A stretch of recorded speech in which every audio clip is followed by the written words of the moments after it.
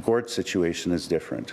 Gord has a primary brain tumor. This is one that started from within the brain itself. It's not cancer that is spread from another part of the body. And these primary brain tumors are infiltrative by nature. So they're impossible to remove completely by surgery. They frequently recur, and they require other therapies, such as radiation and chemotherapy treatment. They range in how aggressive they are, from some that are fairly slow-growing to others that are very aggressive and incurable. And it's my difficult duty today to tell you that Gord Downie's brain tumor is incurable. He has one of the most aggressive forms of brain cancer called a glioblastoma, or GBM for short. And it's one of the most common causes of cancer death in Canadians between the ages of 40 and 60 years old. Gord developed his first symptoms in December of 2015.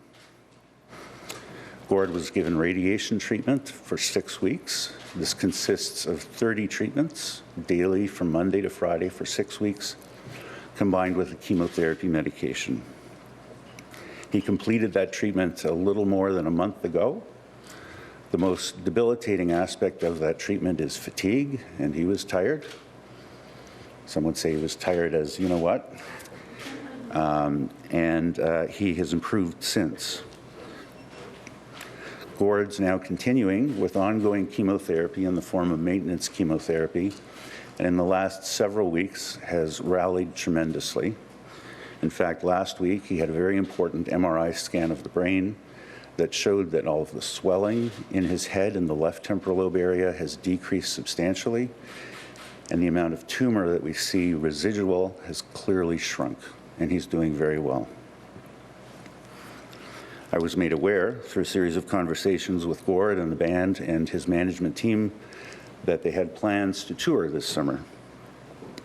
All of my patients, of course, have trepidation about returning to their jobs, returning to their daily lives, wondering what the future holds. But you can imagine what a unique position I was in to give advice to one of the most iconic individuals in the country and a task such as a tour across the country.